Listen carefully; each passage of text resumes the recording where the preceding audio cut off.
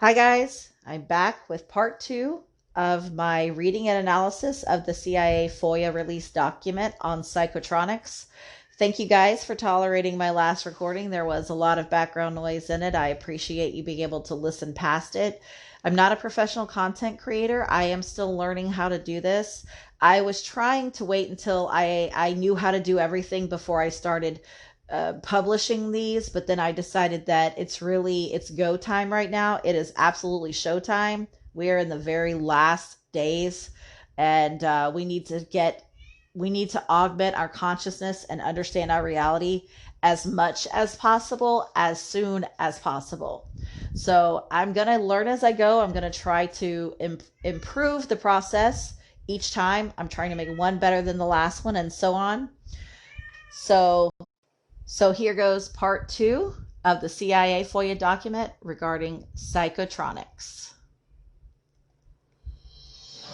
We left off last time where we were discussing the energy extraction of consciousness, which was absolutely mind-bending. The new section that we're starting on today is called the 21st Century, the Era of New Science and New Technology, Beyond Modern Physics, the Emergence of Psychotronics. In the beginning, West European philosophy, which formed the foundation of modern physics, was a reductionist, two-dimensional theory of mind and matter, which said it was possible to explain all the world's phenomena in physical and chemical terms. The main reason why modern science has now reached an impasse is that it has neglected the category of consciousness, something non-existent that has to do with matter, aka energy. Remember, if you didn't listen to part one, every time they use the term matter, they also put the word energy in parentheses. So I'm going to say it as matter, energy. However, in recent years, Eastern philosophies have been looked at again as part of a reformulation of Western philosophy. So that, for example, they appeared in a seminar entitled Science and Consciousness, held in Cordoba, Spain in 1979. Here, the concept of space, in which existence and non-existence are interrelated, was, though expressed in other words, nothing other than the existence and functioning of matterless ether. It has not been possible to explain virtual energy, or energy of paranormal phenomena, by the relationship between matter and energy in conventional physics, i.e., E=mc squared. What has been required is a reformulation and reorganization of Western science with the inclusion of the category of consciousness. And what has been born as a result of that is the new science of psychotronics. Paragraph 1. The consciousness energy matter triangle. Consciousness is a virtual physical quantity, or virtual energy, and is the imaginary part of a complex electromagnetic field, and thus is virtual time-space. Consciousness in the relationship between it and matter displays catalytic phenomena in respect of time, which, this part is blocked out by a stamp. And I'm just going to keep going. An integration of electromagnetic and gravitational fields, which have posed difficulties in conventional physics, are easily resolved from the standpoint of complex electromagnetic field theory, so that an energy triangle relating to virtual energy or ethereal energy can be derived, and the energy relationships in paranormal phenomena scientifically understood.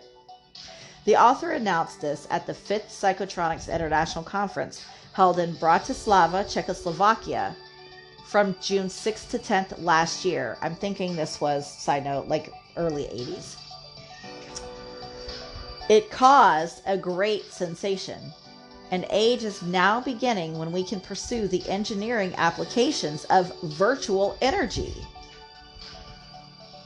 Part 2, reformulation of science, also known as the unidimensional theory of energy, or the theory of all is one. We know the law of one and all being one. He goes into now a very complicated formulas process, a Maxwell electromagnetic equation, which will not be able to explain like this. But again, there will be a link to the document and you can look at it. To go on past the formulas, he explains, this is the complex electromagnetic field theory, and from this, the existence of an abnormality of the law of causality, a, quote, virtual electromagnetic wave, can be predicted.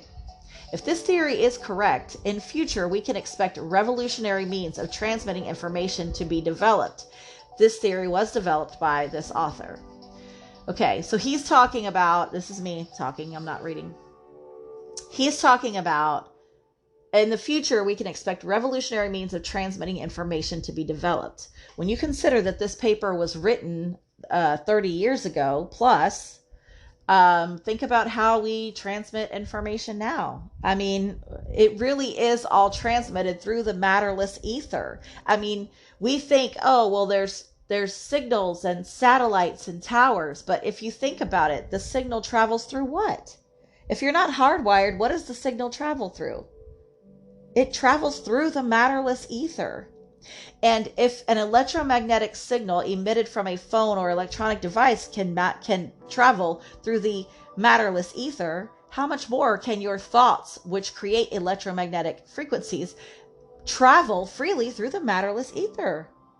There is no time or space, and there is no separation. Back to the reading. He goes into, again, more very complicated formulas, the reorganization of the theory of special relativity, complex time-space formulas, the speed of light, again, the theory of special relativity. But now we go into the explanation of those formulas. Expanding the concept of time, the phenomenon of consciousness as a time medium. The previous concept of time was based on Newtonian mechanics, and great changes were brought about in this absolute time-space by Einstein's theory of special relativity. Subsequent to this, the author has conceived of the possibility that the uniformity of the flow of time can be broken by the action of consciousness, even in the same system of coordinates, without having to consider, quote, motion close to the speed of light. Okay, me talking. Several months ago, I got the download. You'll hear me talk about downloads. Basically, it's just 1 minute you didn't know the information and the next minute you did. People call those epiphanies, brain farts, or whatever. I call them downloads. It's just you communicating with the grand morphic field and drawing in information into your fields that you are energetically seeking and desirous of. One download I got, clear as day, is that consciousness is time. Time is solely dependent upon consciousness. Time does not exist outside of consciousness as an independent standing wave or external type of an entity. It only exists when attached to the consciousness of a sentient being. We project the idea of time. Time is dependent and reliant upon consciousness. So when I read this, where he says, subsequent to this, the author has conceived of the possibility that the uniformity of the flow of time can be broken by the action of consciousness. Do you realize what they're saying? They're saying you can actually, air quote, go back in time. You can change how time operates. This, for me, has actually translated itself into me being able to heal. And those things may not go together in your mind at the outset, but I personally experienced a lot of trauma as a child. Several traumatic events as an adult. No doubt those were because I needed to be activated. I don't know about the term starseed or light worker. I don't want to use buzz terms like that and turn everybody off because you've developed your opinions about these terms. I call myself a wanderer from the Law of One. I am no doubt a wanderer, and even if I wasn't a wanderer, I've decided I am, so guess what? I am. But a lot of us who are here to do this work have gone through significant trauma. And that is because I believe it's for several reasons. We needed to be cloaked. I do think we needed to be cloaked for a period of time because we are detectable. And I think that the trauma lowered our vibration and kind of dimmed our shine for a while until it was time for us to be activated. I also think that we had to go through those troubles again to forge us, to purify us, so that when the time came for us to be awakened, we would be prepared. We would be fortified. We would not be fearful. We've been through everything. We've overcome everything. We've overcome fear and doubt and pain and nearly losing our lives. We've overcome everything. Poverty, hunger, you name it. I've overcome it. I've been sexually assaulted. I've been held against my will. I mean, I didn't know how I was going to feed my children at one time. I mean, I've nearly lost my life. There's no reason I'm alive. I should absolutely be dead, but I'm not, because there was a purpose here, just like there's a purpose for you. That's why you're still here. So I believe that we, the ones who are here to make the biggest changes, are the ones who have gone through the most utter bullshit this realm can throw at us. So I say all that to say, utilizing time to heal yourself, okay? What I have done is and use my consciousness, because now I know time doesn't exist outside of my consciousness. My consciousness controls time. So I utilize my consciousness and I go back and I experience that thing again, this time without trauma attached to it. This time without fear and pain and hopelessness attached to it. This time I go re-experience it, and I experience it with victory as the predominant vibration. I experience it again with wholeness, as though this event is making me whole. And I stop taking it personal, and I say, that thing happened to this avatar in order to properly calibrate this avatar's vibration. So I no longer see it as terrible things that cause me pain. When I remember it, it's no longer with the inflection of pain or brokenness. I remember it and it's with a sense of freedom and liberation and healing. And again, I'm now whole. I am free, and I can choose at any time to be free. Any type of chains or shackles that are on you because you've chosen to chain yourself. Use your consciousness, go back in time, and set yourself free. Back to the reading. The reorganization of thermodynamics. Again, this is going to go into very complicated formulas. It's also known as the lizard's tail reversal of time. How many of you have seen the snake or the serpent eating its own tail? That's a symbol that I've seen so much, and I didn't really know why, and maybe this is why. Back to the reading. The phenomenon of the formation or destruction of metal by the action of consciousness is thought to be due to entropy changes caused by consciousness acting as a time medium. The problem lies in the conservation of energy as stipulated by the first law of thermodynamics, and consequently there is a need to expand this to a law of ultra energy conservation, which will embrace, quote, virtual heat quantities. So he goes into the formulas on these,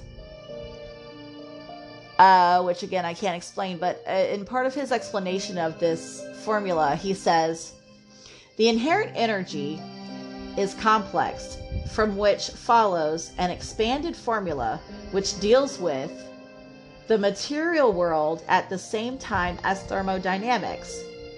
The physical side of this world is an external system, and the consciousness side is an internal system. An interaction between the two can be considered, and this will probably lead to a great leap forward in modern physics, where matter and energy are all. I'm going to repeat that. I'm going to do that a lot because we're not in a hurry. The information and understanding this is paramount. Nothing can be more important right now. The physical side of this world is an external system, and the consciousness side is an internal system. The internal system is you. It's your mind. It's your consciousness. And your consciousness has every impact on the external system. If you can wrap your mind or wrap your thoughts and wrap your awareness around that idea, your whole world will change because you realize you have control of everything. Okay, the rest of that section is formulas and diagrams, which again, you can see at any time. I will leave a link to these documents. The next section is called The New Science and Information Science.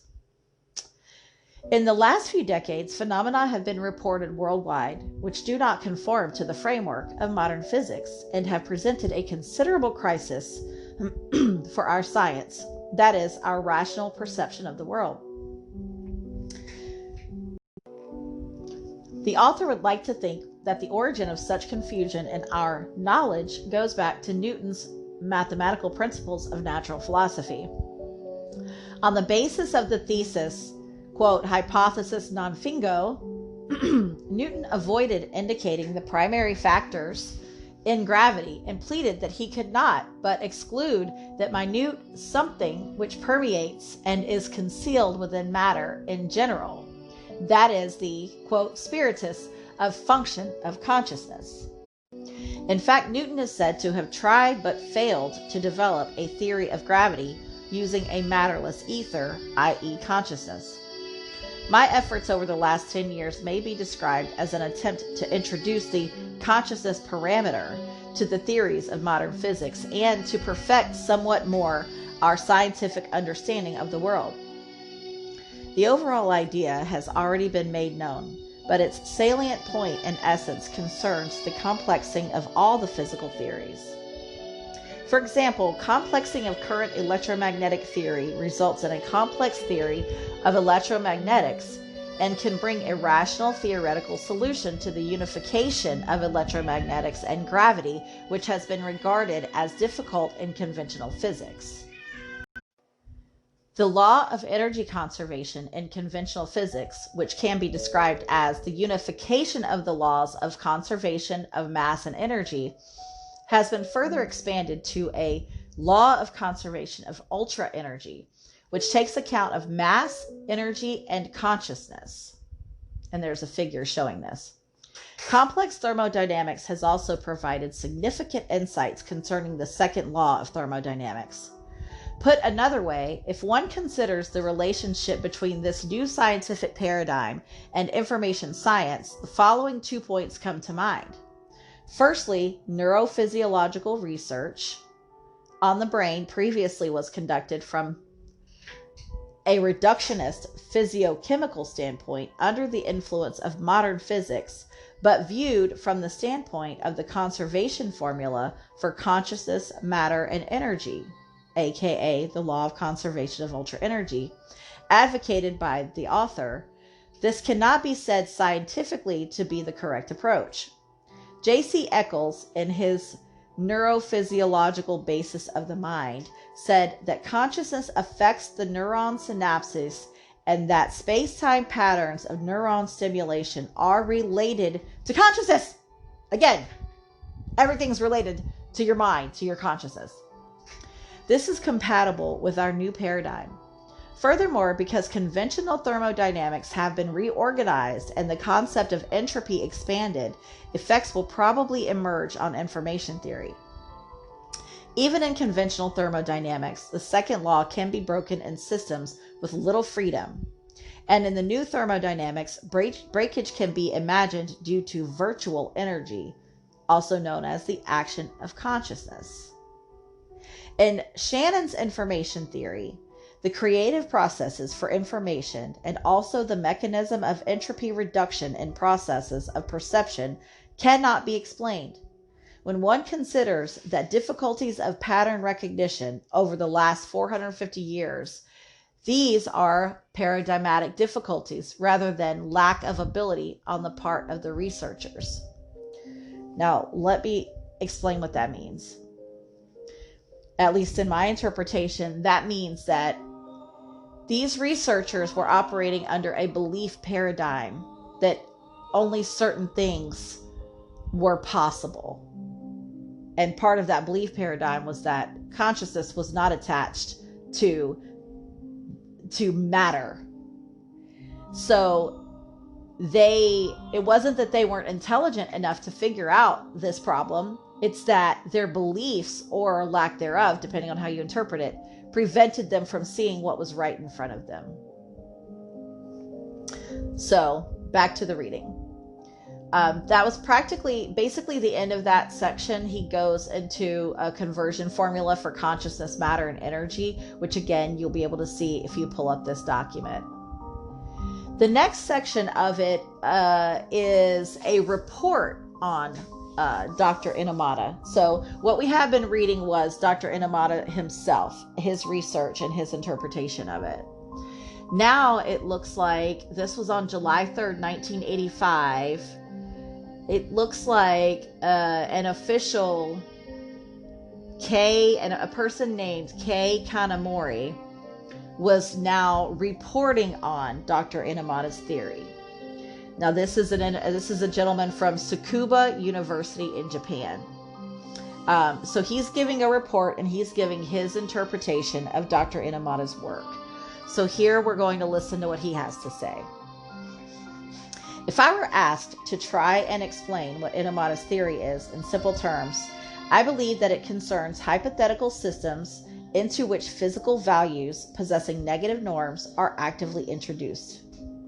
In conventional physics, the area where negative norms pose major problems is probably in quantum field theory. That is to say, if we try to relate the theory of relativity to quantum theory, it is inevitable that situations will arise in which the norm for a vector of state will be negative. As this means negative probability, it is regarded as physically having no reality and is called a, quote, ghost. Currently dealing with such ghosts is an important matter also in gauge theories, where the rapid march continues from electroweak unification theories to a grand unifying theory. Negative norms in Inamata's theory are not vectors of state of quantum theory, but vectors of electric and magnetic fields. He takes a phenomena for which conventional physics has found no explanation, such as electrostatic cooling or the divergence of point charges, and looks directly at the contribution of invisible quantities. Physical quantities which cannot be observed are equal from a positivist standpoint to non-existence. Whether one regards the introduction of these into a theory in a positive manner as reckless or daring depends in the first place on one's philosophical standpoint. This is me talking. If you know anything about quantum physics, you understand that physics, I believe that everyone basically agrees now that the mindset of the observer, or the observer period, affects the results of the experiment. So where he says that what this is, it's basically depending on the philosophical viewpoint of the researcher, that goes back to quantum physics. And that's where he says, whether one regards the introduction of these into a theory in a positive manner as reckless or daring depends in the first place on one's philosophical standpoint. So your paradigmatic views, even as a researcher, as a scientist, will affect the result of your experiment. And we really need to wrap our heads around that, because we're dealing with a lot of scientific data that we have to understand could not help but be affected by the researchers' beliefs to begin with and what they expect to find. Yes, I'm aware that there are so-called double-blind studies. but I believe in large part every scientific study, or the majority of them, all were completely affected by the mindset of the researcher himself or herself. Back to the reading. Nevertheless, Enomoto's theory, which at the outset was based on the principle of realism and the law of discovery, undeniably is always pregnant with metaphysical characteristics that must be said to be intrinsic.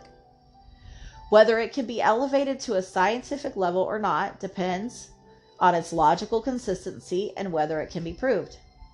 Looking first at the Maxwell equations, the symmetry between electricity and magnetism is broken.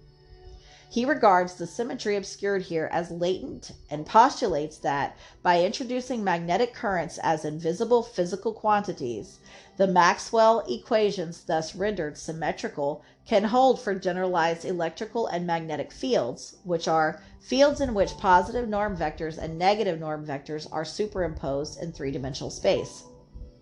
If we develop these generalized Maxwell equations mathematically, they can be divided into positive norm Maxwell equations and negative norm Maxwell equations. And if one finds the Coulomb force, I'm going to spell the word Coulomb for you, so you can look it up if you want. Coulomb force for a Maxwell equation based on negative norms, one obtains the inverse square law with the minus sign.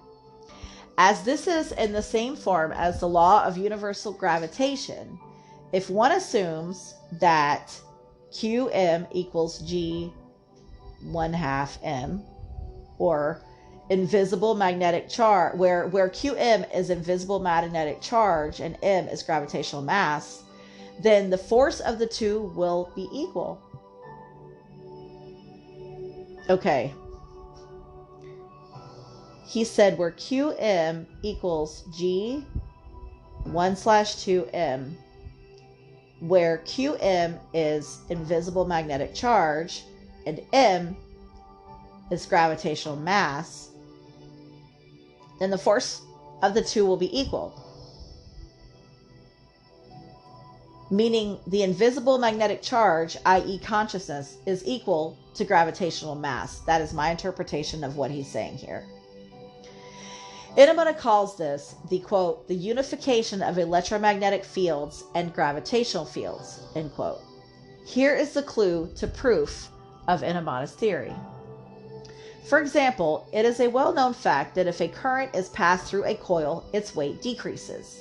If we interpret this as an Enomoto flow, the invisible magnetic charge is taken to have be converted to gravitational mass. If we accept this to be true, the following may be expected. Because the invisible magnetic charge possesses a quantized value, the weight change corresponding thereto should also be quantizable. If quantized weight changes could be observed against continuous changes in voltage, this should provide a powerful background evidence to Enomoto's theory. So I am thinking of that in terms of, this is me talking, not reading, how displacement. So if I get in a tub of water, I'm going to displace an amount of water that's equal to the mass of my body. And that water can be measured. If you can measure the displacement, you can know how heavy the person was who went in the water. You don't have to weigh the person that went in the water. You can just measure the amount of water that's displaced and know the weight of what was in the water. That's kind of how I interpreted that, which proves that something was in the water. Something measurable was in the water. Back to the reading. Where does this hypothesis of electromagnetic gravitational unification lead us? The slowing down of time in strong gravitational fields can be confirmed by red shifts in the spectra from heavy fixed stars. Given this, the slowing down of time may also be expected as a result of negative norm magnetic fields. As the Coulomb force can also be repulsive compared with gravity, which is always an attractive force, the acceleration of time could also be possible. Enomoto calls this the time catalyst function. If time slowed down, solid bodies decelerate. In thermodynamic terms, this would be manifested as a reduction in temperature and loss of quantity of heat. An explanation of electrostatic cooling could be expected here. As the reduction in the quantity of heat supplies negative entropy, this would perhaps introduce a new situation in information science too. Now that's the end of his report. We're going into another report on the lecture of Inamada's theory. This is by an individual. It's by the same individual, but he is giving a report on a different section of Inamada's paper. The lecture by Mr. Kanamori concerned the logical structure of Inamada's theory, which seeks to reorganize Western science, which is built on the foundation of modern physics, and he sought to explain it on the basis of his own ideas. Inamada's theory, which develops the relationship between matter and energy in current physics on the premise of the existence of virtual physical quantities which cannot be seen in three-dimensional space, is a new attempt to incorporate Oriental concepts into Western science, and consequently it seems to contain some hypotheses which are difficult to understand in logical terms. In this lecture, Mr. Kanamori first of all posited the existence of the virtual magnetic charge, which is the starting point of Inamada's theory, and established the need for the hypothesis used in the derivation of the complex electromagnetic theory from Maxwell's electromagnetic equations. Concerning Inamada's unification of electromagnetic and gravitational fields, where he says universal gravitation and a virtual Coulomb force are equivalent from the standpoint of complex electromagnetic theory, he says that the fact that a coil loses weight when a current is passed through it could possibly provide one proof for this if gradual weight changes could be observed in response to changes in voltage. However, in his own explanation, he emphasized that if this psychotronic triangular relationship, aka mass, energy, and virtual magnetic charge, proposed to explain scientifically paranormal phenomena such as the levitation of objects, really holds, then a logical contradiction is produced and the derived hypothesis and partial revision is needed. He also gave a conceptual interpretation of consciousness in Inamada's theory, saying that if one assumes the law of increasing entropy on the cosmos scale implies natural passive unidirectional motion, then gravity and a virtual magnetic charge exist as factors in creating a world with localized order. The examination of how this differs from the images we normally associate with the words and which are difficult to conceive of except for man contains some extremely interesting points when viewed from his position as a specialist in theoretical physics.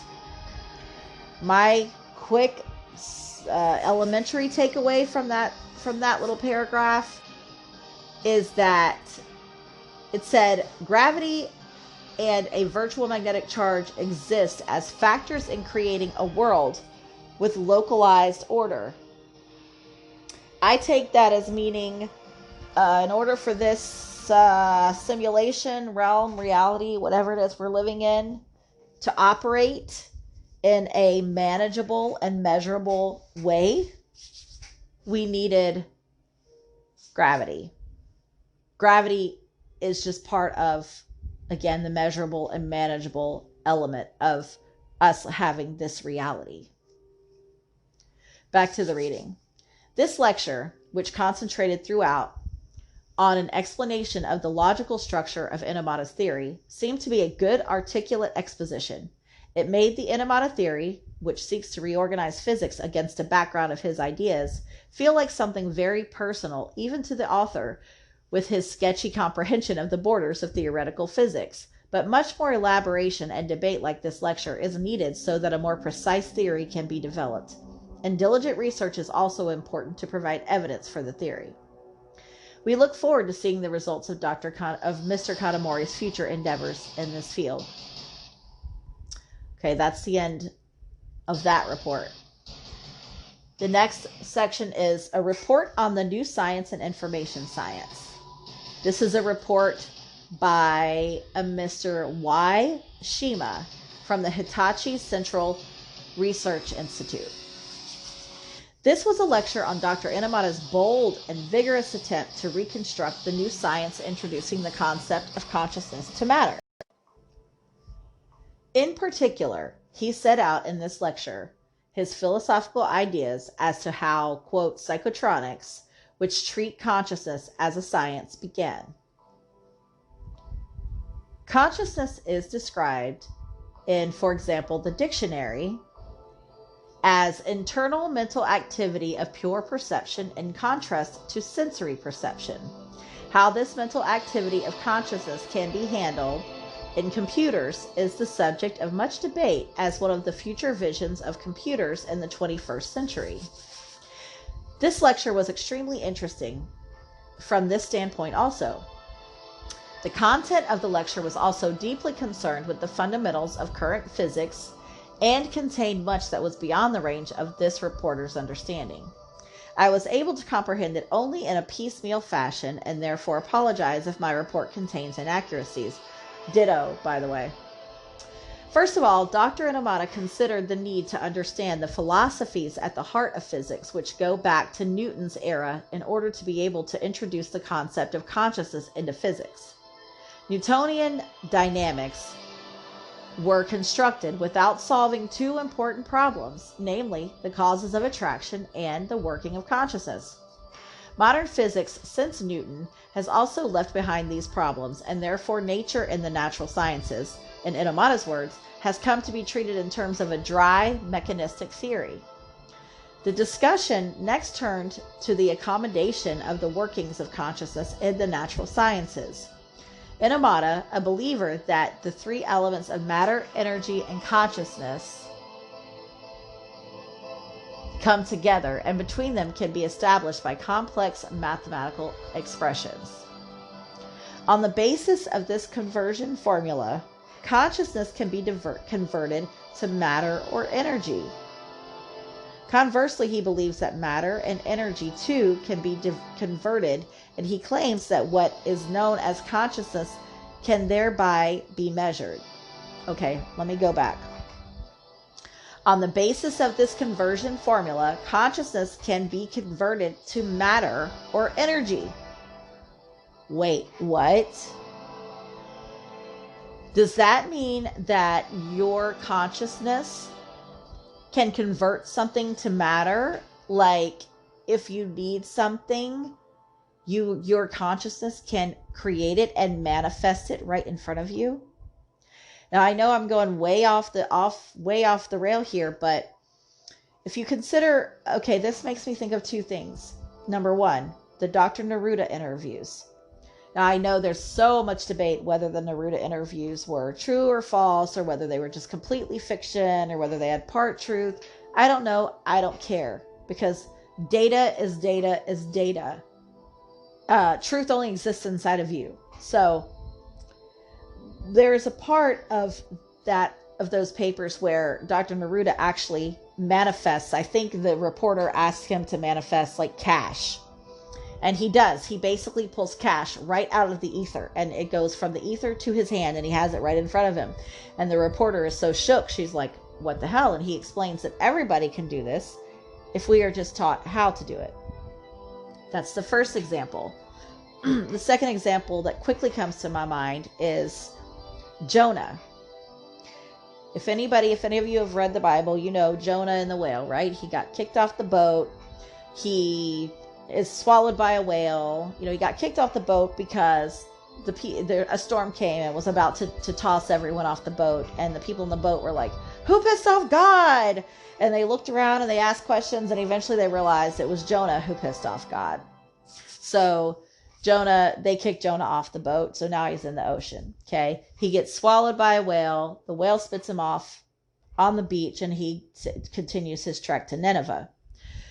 Well, when he's on the way to Nineveh, after God has already said to him, whoever you consider God to be, do not misinterpret me. I'm using the term God from the Bible but I'm not specifying which God, don't get me going on which God I'm talking about, okay? The God from the Bible, that's the one I'm talking about. So in this story, the God from the Bible had already saved him from this whale, or from the ocean, by utilizing this whale, which was probably a USO, probably. But now he's on this trek to Nineveh. He's not happy about having to go. He's pissy. He's grumpy. And so he decides that he's going to start whining some more. And he's saying, "Oh God, it's so hot out here," which, believe me, I whine a lot. Do not get me wrong. I understand Jonah, and I understand how he felt about that sun, because I live in Florida and it is hot. Whew, it is miserable here. You just walk outside for 1 second and you're covered in sweat, and forget doing your hair and makeup. There's no point. I'm sure Jonah did not have that problem. So Jonah's out there and he's real pissy. He's hot, and he says to God, like, "I need shade. Like, help me. Cool me off, man. You want me to go to Nineveh and give your story, then you have to help me." So while he's there doing that and crying out to God, the story goes that God caused a vine to grow up over Jonah and created shade for him. And I now think that was a combination of Jonah's consciousness creating his reality, literally using something to convert consciousness into matter, and support from the programmers. To be honest, the programmers of his experience. He must have had, God choosing Jonah to begin with, he must have had some of these understandings and these abilities. We don't get a lot of background on Jonah, but clearly Jonah, I believe, in concert with his programmer buddies, AKA his guardian angels, created this vine to grow up over him and give him shade. So when I read this section, those are the two things that my mind instantly goes to. Maybe it made you think of something different. I would love to hear your thoughts as well. But back to the reading. He also explained the analogy between thermodynamics and information theory using the example to entropy. According to Enamata, in the information theory due to Shannon, information simply goes on disintegrating, and he emphasized that a new information theory is needed which incorporates the concept of consciousness so as to create information at the information source, or to put in order disorganized external information at the receiving end. His discussion abounded in suggestions such as whether the problem solving logic in computers and pattern recognition really adhere to conventional physiochemical theories. This lecture may be seen as a significant discussion with implications for information science in the 21st century. I hope his diligent endeavors will break open new ground and new science. So that's the end of this reading. I know that it was choppy. I know that it was kind of hard to understand in some places, partly because of how I read it, partly because of the formulas that are there. I know that it was also extremely dense and complicated verbiage and very dense and complicated physics discussions, but I personally think in a more abstract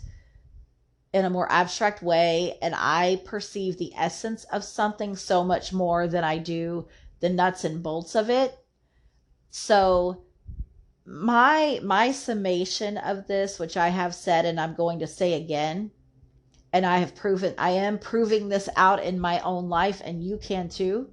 My summation is that your consciousness is your experience. Your consciousness is everything, and this is just science catching up to that. And this was in the 1980s.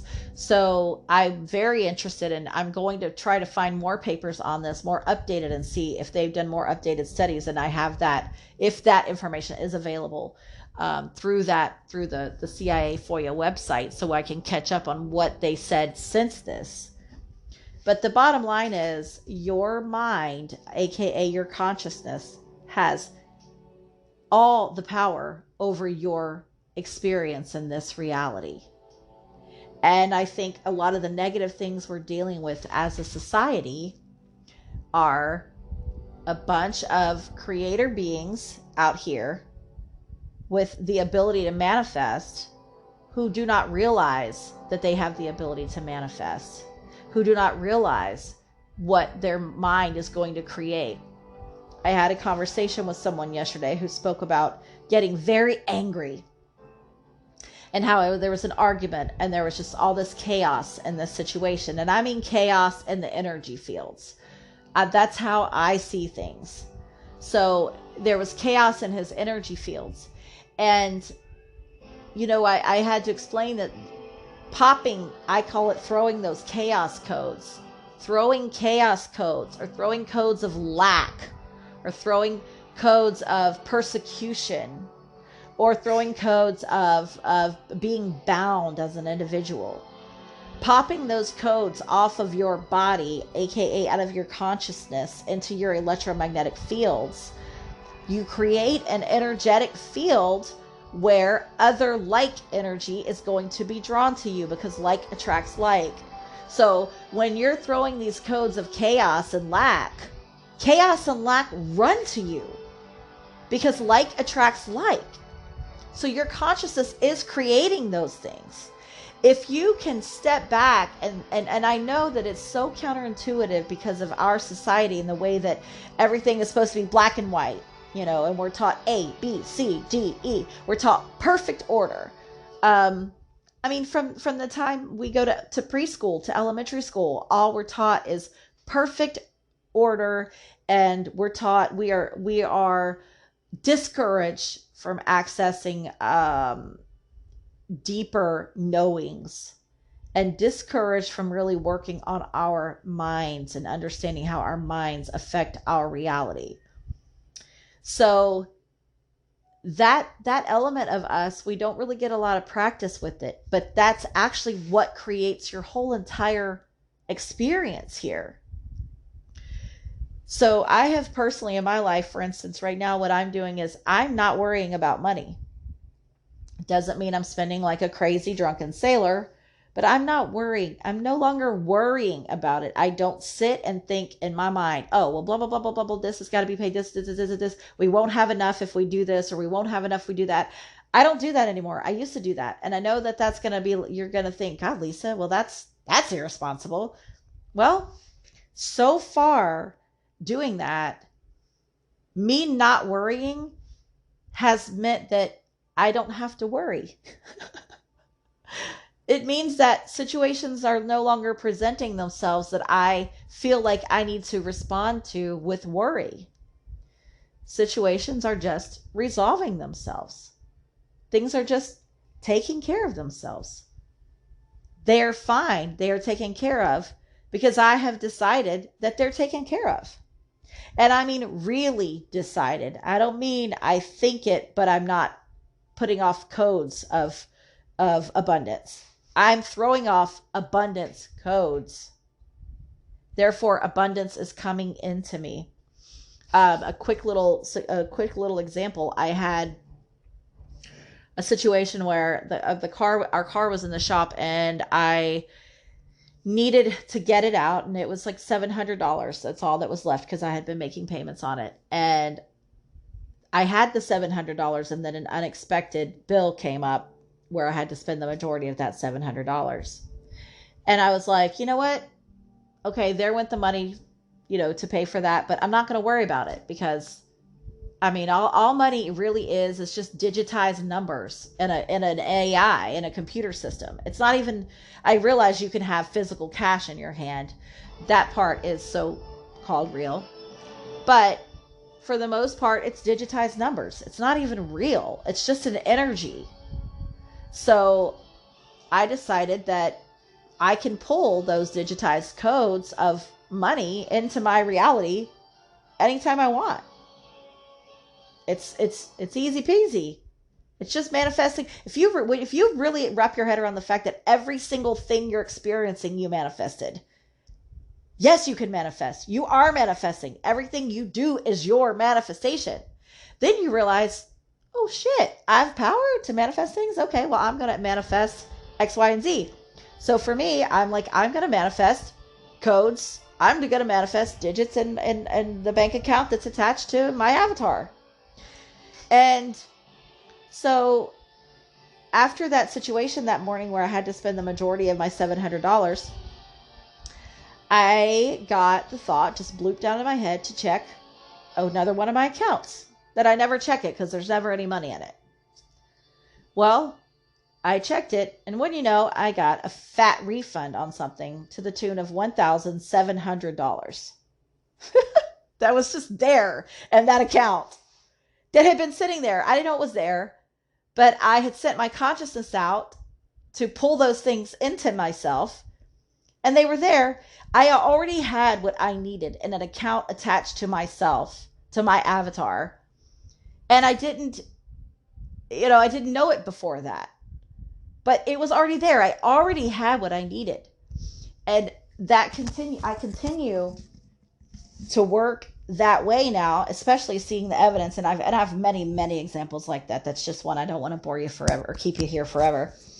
But I have situations like that over and over and over. The other day, I was in a store where the people, I know the people, it's a thrift store, and I know the people that run it. And I saw these beautiful little figurines with the fleur-de-lis on them, and I love the fleur-de-lis. It's definitely part of my energy signature, part of my history. And I saw it, but they were asking just way too much for these things. So I was talking to the clerk about it and how beautiful they are, but I don't want to. It's not that I couldn't spend that amount. I just didn't think that they were worth, honestly, what they were asking for. And the manager just came around and said, "Isn't your birthday coming up?" And I said, yeah, it's Sunday. And she said, "Here." And she just gave me them. She just gave them to me and said, "Happy birthday." So I was just in there. I was like thinking, oh, I really want these things. And they just handed them to me. I mean, and I'm not saying this to brag. I'm saying this because this is the ability that our avatars have. This is the ability of our consciousness. Everybody can do this. And again, when you realize that every single thing in your life, you are manifesting it. You manifested everything.